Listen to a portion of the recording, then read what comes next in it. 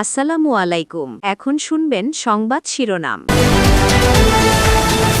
বহু বছর পর জাতীয় ঈদগাহে রাষ্ট্রপতি প্রধানমন্ত্রীর ঈদের নামাজ আদায়, যমুনায় সর্বস্তরের মানুষের সাথে শুভেচ্ছা বিনিময়। পুরো বিশ্বের মুসলমান আমরা এক হয়ে আমরা শান্তিময় একটা পৃথিবী গড়তে পারি। ঈদ মোবারক। খুব সুন্দর পরিবেশে আমরা নামাজ আদায় করতে পারলাম, শুকরিয়া আল্লাহর কাছে।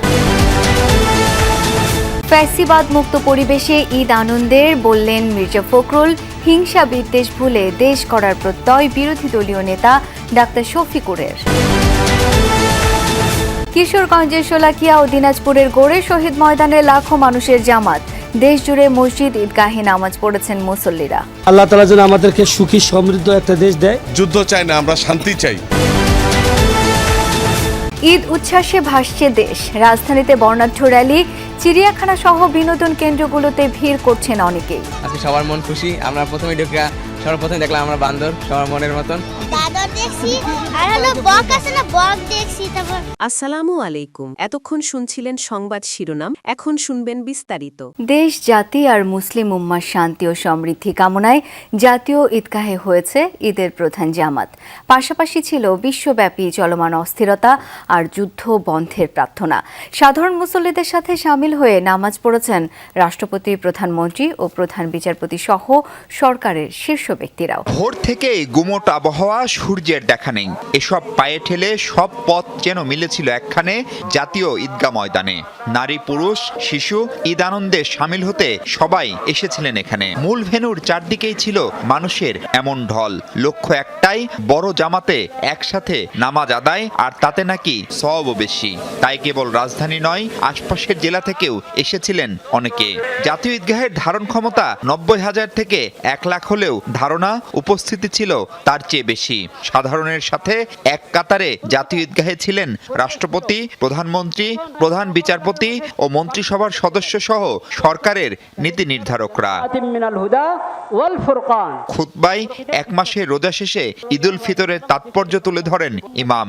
নির্ধারিত সময় ঠিক 8:30টায় শুরু হয় দেশের প্রধান এই ঈদ জামাত। আল্লাহু আকবার, আল্লাহু আকবার। মোনাজাতে আসে মানুষের কল্যাণ আর নিরাপত্তা কামনা, সাথে আগামী দিনগুলোতে যেন স্থিতিশীল থাকে বাংলাদেশ তথা পুরো বিশ্ব। রব্বানা লা তুযিগ কুলুবানা বা'দা ইয হাদাইতানা ওয়া হাব লানা মিন লাদুনকা রাহমাহ।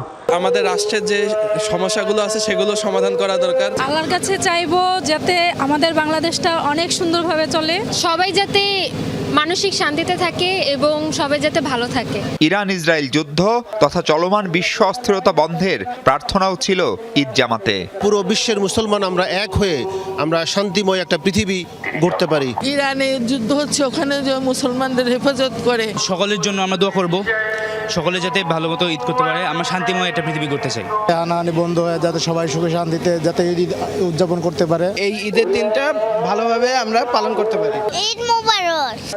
মৃত পিতা মাতা আর স্বজনের জন্য প্রার্থনার পাশাপাশি ছিল জীবিতদের সুস্থতার প্রত্যাশাও। আমরা অবশ্যই আমাদের পিতামাতার দিকে আজকে খেয়েছি কিনা, আমরা খাওয়ার আগে তারা খেয়েছে কিনা এই জিনিসটা আজকে আগে খোঁজ নিয়ে তারপর আমরা খাবো। সবচেয়ে আমাদের গুনাহ যেন আল্লাহ মাফ করে দিয়ে আল্লাহ যেন আখিরাতে আমাদের জান্নাত দেয়, সবাইকে যেন জান্নাত দেয়, বস এটাই আমাদের দোয়া।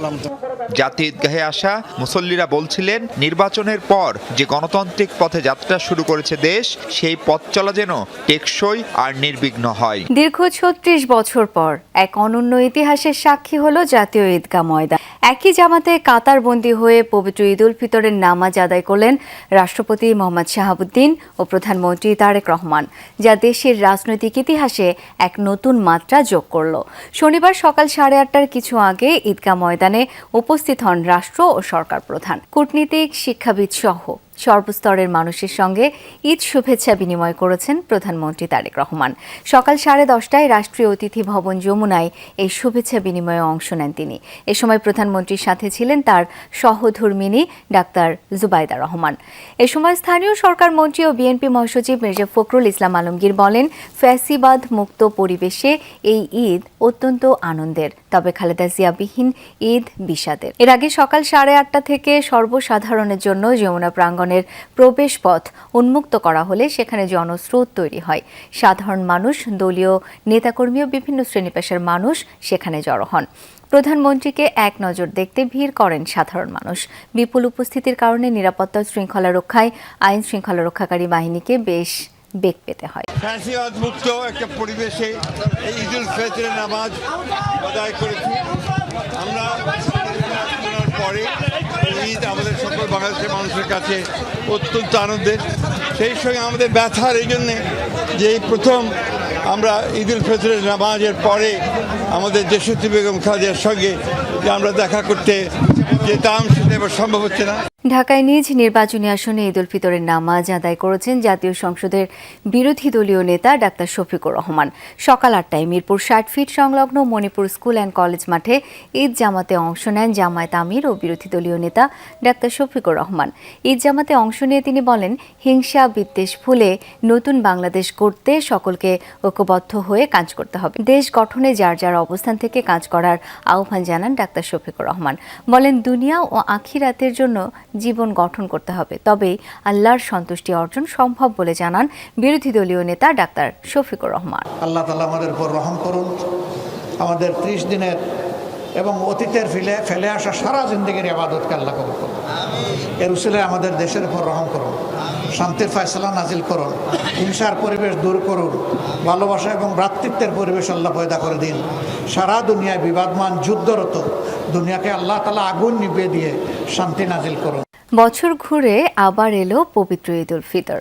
মুসলিম সম্প্রদায়ের সবচেয়ে বড় ধর্মীয় উৎসবের দিন সারা দেশের সকল ঈদগাহ ও মসজিদে অনুষ্ঠিত হয়েছে ঈদুল ফিতরের নামাজ। কিশোরগঞ্জে ঐতিহাসিক শোলাকিয়া ময়দানে লাখো মুসল্লি একত্রে ঈদের নামাজ আদায় করেন। লাখো মুসল্লি সমাগম ছিল দিনাজপুরের গৌড়ে শহীদ ঈদগাহ ময়দানেও। নামাজের পর মোনাজাতে দেশ ও জাতির মঙ্গল কামনায় করা হয় দোয়া। দিনাজপুরের গোরের শহীদ ময়দান দেশের অন্যতম বৃহৎ ঈদগাহ। সকাল হতেই কানায় কানায় পূর্ণ হয়ে ওঠে মুসল্লিতে। গোরে শহীদ ময়দানে ঈদের নামাজ অনুষ্ঠিত হয় সকাল 9টায়। ইমামতি করেন মাওলানা মতিউর রহমান কাশেমি। দেশের বিভিন্ন স্থান থেকে গোরে শহীদ ময়দানে ঈদের নামাজ পড়তে জড়ো হন মুসল্লিরা। মোনাজাতে দেশ ও জাতির জন্য দোয়া করা হয়। আমরা যেমনি রোজার মাসে সিয়াম সাধনা করার মধ্যে তাকওয়া অর্জন করছি, এই তাকওয়াকে ধারণ করেই আমরা যেন সমাজে পরিচালিত হই। আমি রংপুর থেকে আসছি, বড় ময়দান দিনাজপুরে এইবারে প্রথম। এখানে আমি শুনেছি যে প্রায় 3-4 থেকে লক্ষ লোক হয়। কিশোরগঞ্জের ঐতিহাসিক শোলাকিয়া ময়দানে 199তম ঈদের জামাত অনুষ্ঠিত হয় সকাল 10টায়। দূর দূরান্ত থেকে ঈদের নামাজ পড়তে আসেন মুসল্লিরা। পরে কোলাকুলির মাধ্যমে চলে শুভেচ্ছা বিনিময়। আমার অনেক দিনের আশা আকাঙ্ক্ষা যে এখানে শোলাকিয়া ঈদগাহ মাঠে নামাজ পড়তে আসব, তাই অনেক কষ্টের পরে এবার এসেছি ঈদগাহ মাঠে নামাজ পড়তে। শোলাকিয়া ঈদগাহ ময়দান ঐতিহ্য, আমরা আল্লাহ রাস্তায় আইছি, আল্লাহ মেলাই দিছে।